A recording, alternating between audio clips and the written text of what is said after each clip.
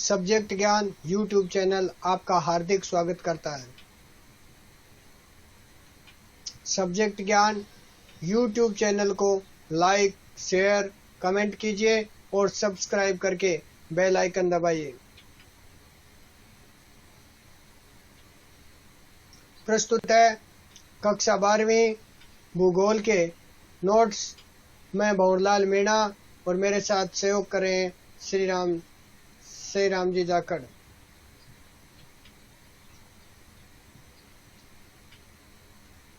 अध्याय 12 पर्यावरणीय समस्याएं एवं समाधान।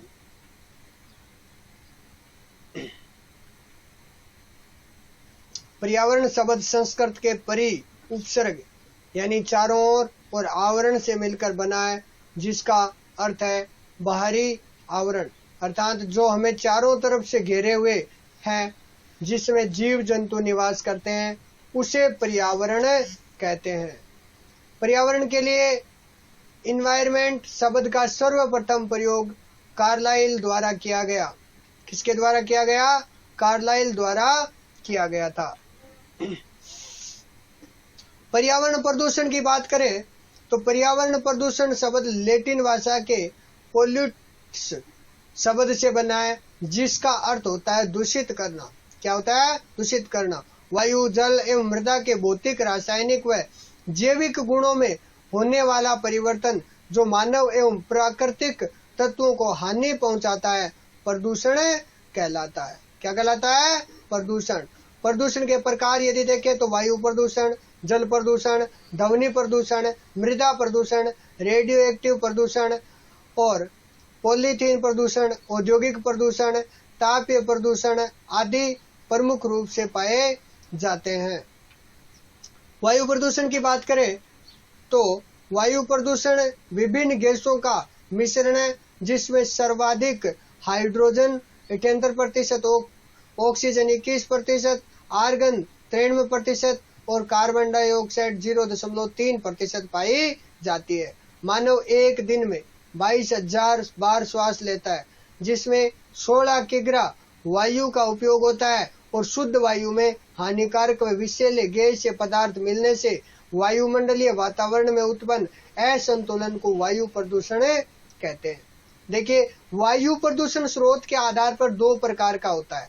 कितना होता है? दो। पहला प्राकृतिक वायु प्रदूषण, जिसमें ज्वालामुखी, आंधियां, तूफान आदि से प्राकृतिक वायु प्रदूषण फैलता है।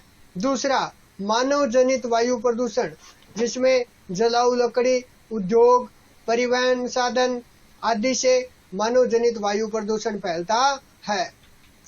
वायु प्रदूषण के दुष्प्रभाव: स्वास्थ्य पर प्रतिकूल प्रभाव, वनस्पति व जीव जंतुओं पर प्रतिकूल प्रभाव, जलवायु, वायुमंडलीय दशाओं पर प्रतिकूल प्रभाव, ओजोन व ग्रीन हाउस प्रभाव तथा महासागरों में कोहरे का बनना आदि प्रमुख है। उसके बाद में यदि देखें तो वायु प्रदूषण के नियंत्रण के उपाय भी हैं। पहला है वृक्षारोपण, पेट्रोल डीजल चालित वाहनों पर नियंत्रण व वैकल्पिक स्रोत तलाशना, उद्योगों को शहर से बाहर स्थापित किया जाए, ईंधन स्रोत के रूप में गैर परंपरागत ऊर्जा स्रोतों का उपयोग किया जाना चाहिए और वायु प्रदूषण को नियंत्रित करने हेतु सरकारी प्रयास देखें तो पहला आता है 24 जून 2016 को नवीन राष्ट्रीय वन नीति का प्रस्ताव तैयार किया गया, जिसके तहत हरित कर लगाने की योजना बनाई गई और हरित राजमार्ग नीति 2015 के तहत सड़क के दोनों ओर वन लगाना अनिवार्य किया गया। उसके बाद में वाहन प्रदूषण को रोकने हेतु BS यानी भारत स्टेज 3 की जगह BS4 ग्रेड का पेट्रोल इंजन का उपयोग 1 अप्रैल 2017 से प्रारंभ किया गया। BS4 इंजन में दोहरी पलग तथा 8 वाल्व होते हैं, जिनसे धुएं का उत्सर्जन कम होता है और आवाज भी कम होती है और BS मानक गाड़ी में लगे इंजन की प्रदूषण क्षमता को बताता है। भारत में सन 2000 से पहले के निर्मित दुपहिया वाहनों को BS1 2010 से पहले निर्मित वाहनों को BS2, 2010 के बाद निर्मित वाहनों को BS3 तथा 2017 के बाद निर्मित वाहनों को BS4 ग्रेड का दर्जा दिया गया है। इसके बाद में देखें जल प्रदूषण। जल में विषाक्त पदार्थों का मिलना जल प्रदूषण कहलाता है। प्रदूषित जल के उपयोग से हैजा, पीलिया आदि रोग हो जाते हैं। औद्योगिक अपशिष्ट को नदी जल में मिलाने के कारण गंगा नदी व कानपुर में चमड़ा उद्योग के अपशिष्ट के कारण यमुना नदी है वो अत्यधिक प्रदूषित हो गई है। इसके बाद में देखें जल प्रदूषण को रोकने के प्रमुख उपाय। तो सबसे पहले बात करते हैं नगरीय अपशिष्ट जल के निस्तारण हेतु सीवर शोधन संयंत्र की स्थापना की जानी चाहिए। दूसरा, कृषि में रासायनिक खाद की जगह जैविक खाद का उपयोग किया जाना चाहिए। अगला आता है औद्योगिक अपशिष्ट युक्त जल को उपचारित करें, पुनः प्रयोग में लिया जाए। उसके बाद में आता है नदियों व जलाशयों में मृत पशु अपशिष्ट डालने पर पूर्ण प्रतिबंध लगे। और उसके बाद में देखें तो नमामि गंगे प्रोजेक्ट जो स्वच्छ गंगा परियोजना है उसके बारे में देखें तो इसका विस्तृत रूप एकीकृत गंगा संरक्षण मिशन परियोजना है। नमामि गंगे प्रोजेक्ट गंगा नदी को अविरल एवं निर्मल बनाने की एक प्रमुख योजना है जो जुलाई 2014 में शुरू की गई। इस योजना के तहत गंगा नदी के बहाव क्षेत्र में आने वाले 5 राज्यों में गंगा घाटों का आधुनिकीकरण के साथ साथ गंगा नदी के किनारों पर वृक्षारोपण करना शामिल है। इस योजना की कुल लागत है वो 2037 करोड़ रुपए जो 18 साल बाद 2032 में पूर्ण होगी।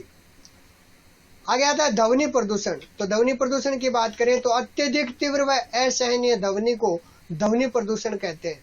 ध्वनि प्रदूषण की तीव्रता का मापन डेसिबल इकाई में किया जाता है। किसमें किया जाता है? डेसिबल इकाई में। 80 डेसिबल से अधिक तीव्रता की ध्वनि को ध्वनि प्रदूषण के अंतर्गत माना जाता है। तो डेसिबल के माध्यम से ध्वनि प्रदूषण मापा जाता है। इसके कारण है परिवहन साधनों के हॉर्न, लाउड स्पीकर, औद्योगिक इकाइयों से तीव्र ध्वनि, वायुयान, जेट विमान आदि। नुकसान, अत्यधिक ध्वनि प्रदूषण के कारण अनिद्रा, चिड़चिड़ापन, बहरापन, श्रवण शक्ति का कमजोर होना आदि बीमारियां हो जाती है। और इसके उपाय यदि हम देखें तो सबसे पहले आता है लाउड स्पीकर को ऊंची आवाज में बजाने पर रोक लगाई जाए। परिवहन साधनों के हॉर्न का उपयोग कम से कम किया जाए। सड़क के किनारे वृक्षारोपण किया जाए और इस प्रकार इसका उपाय किया जा सकता है। अगला आता है मृदा या भूमि प्रदूषण। मृदा या भूमि प्रदूषण में मिट्टी की उर्वरता में ह्रास या कमी को मृदा प्रदूषण कहते हैं। इसका कारण है प्रदूषित जल का उपयोग, रासायनिक खादों का उपयोग, औद्योगिक व नगरीय अपशिष्ट। हानि देखें तो कृषि योग्य भूमि का कम होना, पेचिश, हैजा, आंखों के रोग आदि का होना। उपाय को देखें तो रासायनिक खाद की जगह जैविक खाद का उपयोग, फसल चक्र को अपनाना, उर्वरता को बढ़ाने वाली फसलें, गवार, मूंग आदि।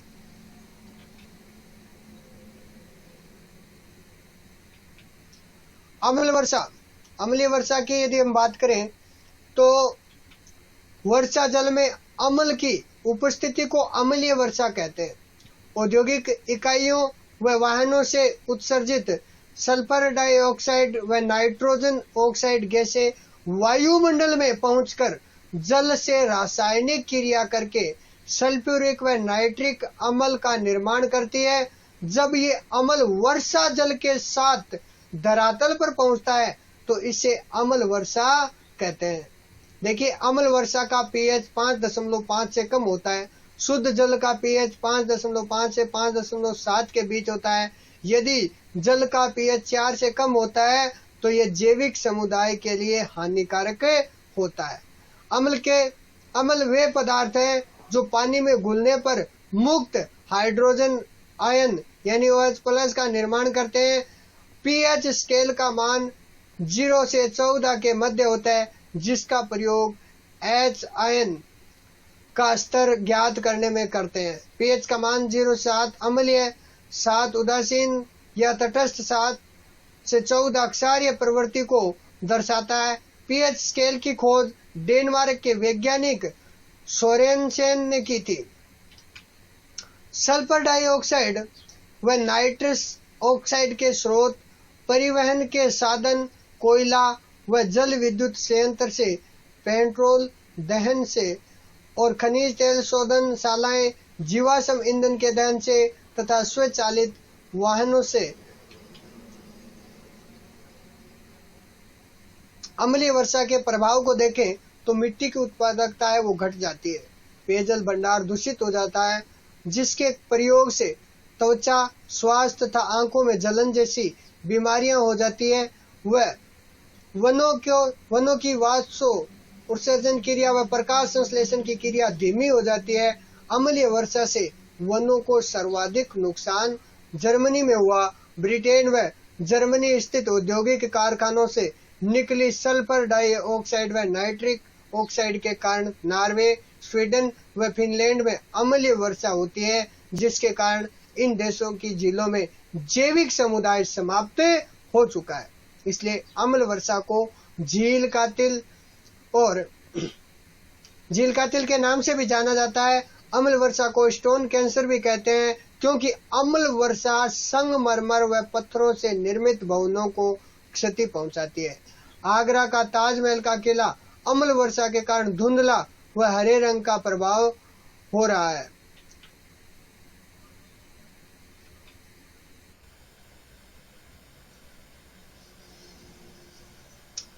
हरित गृह प्रभाव, यदि इनकी हम बात करें तो हरित गृह प्रभाव क्या है? देखिए, वायुमंडल में ग्रीन हाउस गैसों की उपस्थिति के कारण ही पृथ्वी का तापमान जीवन के अनुकूल है। पृथ्वी का औसत तापमान 15 डिग्री सेल्सियस है। ग्रीन हाउस गैसें सूर्य से प्राप्त ऊष्मा को अवशोषित कर उपयुक्त तापमान बनाए रखती है। इस क्रिया को ग्रीन हाउस प्रभाव कहते हैं।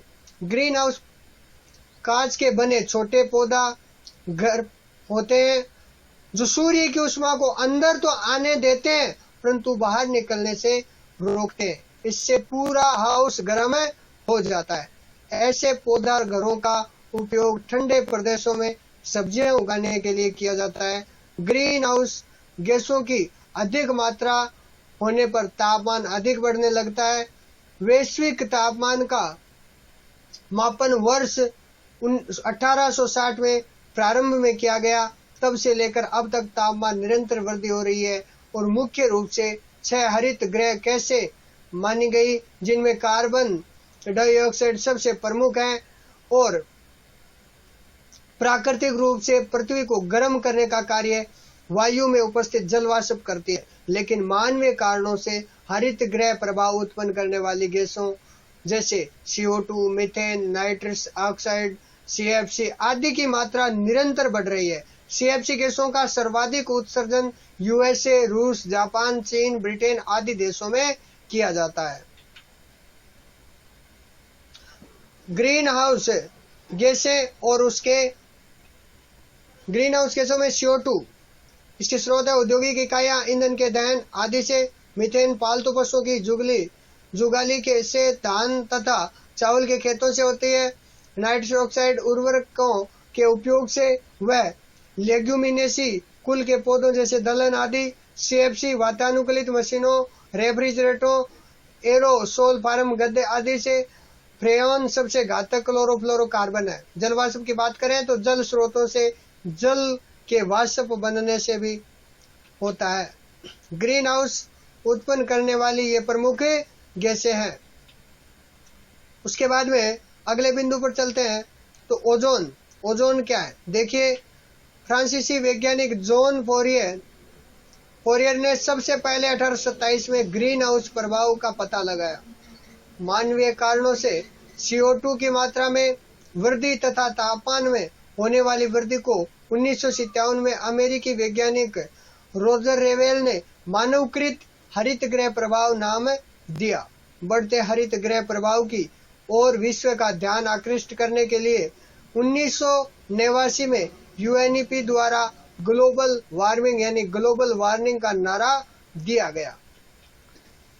हरित गृह के कारण यदि हम देखें तो ग्रीन हाउस गैसें, औद्योगिकीकरण, CFC, वनों का काटना या वनों को कटना आदि इसके प्रमुख कारण हैं। ग्रीन हाउस के दुष्परिणाम या दुष्प्रभाव देखें तो मौसम परिवर्तन, तूफान का अधिक प्रभावी होना, समुद्री जल स्तर का ऊपर उठना, हिमखंडों का पिघलना, वायु गुणवत्ता में गिरावट आना, पेड़ पौधों, मानव एवं जंतुओं के लिए हानिकारक ओजोन परत का ह्रास, तापमान में वृद्धि, वनस्पति क्षेत्र में परिवर्तन, जैव विविधता में तेजी से कमी। उपाय है इसके स्वचालित वाहनों पर नियंत्रण करना, ऊर्जा दक्षता को बढ़ाना, नवीकरणीय योग्य ऊर्जा स्रोतों का विकास करना और प्राकृतिक गैस का प्रयोग करना, वन संरक्षण आदि इसके प्रमुख उपाय हो सकते हैं। ओजोन परत ग्रीक शब्द से बना है जिसका अर्थ है गंध। ओजोन हल्के नीले रंग की तीखी गंध वाली गैस है। ओजोन की खोज 1939 में जर्मन वैज्ञानिक क्रिश्चियन शोनबाइक ने की थी। ओजोन गैस समताप मंडल में 15 से 35 किलोमीटर ऊपर एक पतली पारदर्शी परत के रूप में पाई जाती है। समताप मंडल में ओजोन विषुवत रेखा के निकट सर्वाधिक व ध्रुव की ओर कम होती जाती है। ओजोन परत को पृथ्वी का सुरक्षा कवच भी कहते हैं। ये सूर्य से आने वाले हानिकारक पराबैंगनी किरणों से हमारी सुरक्षा करती है।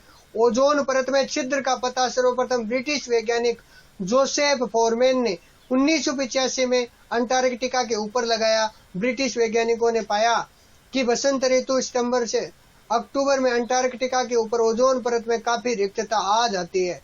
इस रिक्तता को ही ओजोन छिद्र नाम दिया गया। ओजोन छिद्र अंटार्कटिका में स्पष्ट दिखाई देता है और अंटार्कटिका में सर्दियों में शक्तिशाली चक्रवात व पश्चिमी हवाएं चलती है जिससे तापमान 85 डिग्री सेल्सियस तक पहुंच जाता है। परिणाम स्वरूप ध्रुवीय समताप बादल बनते हैं जो अपनी सतह पर क्लोरीन को संघनित कर लेते हैं और ये क्लोरीन बसंत के सूरज की पहली किरण के साथ ही मुक्त होकर ओजोन को नष्ट कर देता है जिससे वहां रिक्त स्थान दिखाई देने लगता है। इससे ही ओजोन छिद्र के नाम से जाना जाता है। 1920 के दशक में GM डॉब्सन ने ओजोन की निगरानी के लिए डॉब्सन स्पेक्ट्रोफोटोमेट्री यंत्र बनाया था।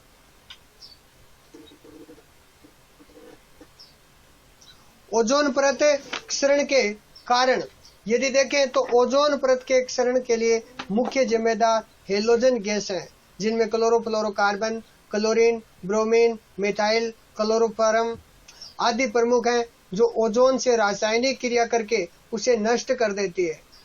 उसके बाद में ओजोन परत के क्षरण के प्रभाव क्या होते हैं।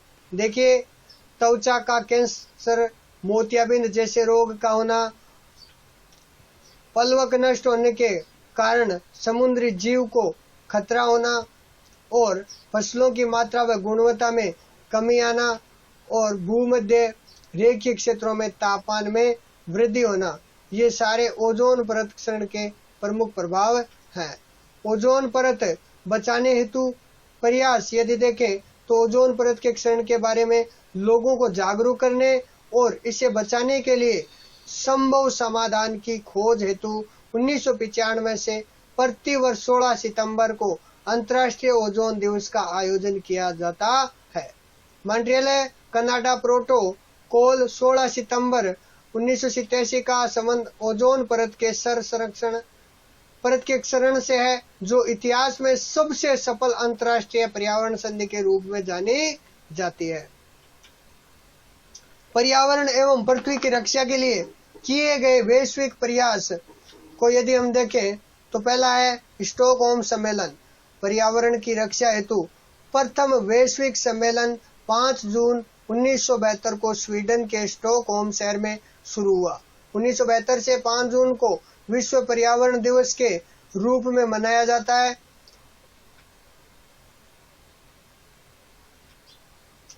प्रथम विश्व जलवायु सम्मेलन की बात करें तो 1979 जिनेवा में स्विट्जरलैंड में आयोजित किया गया था।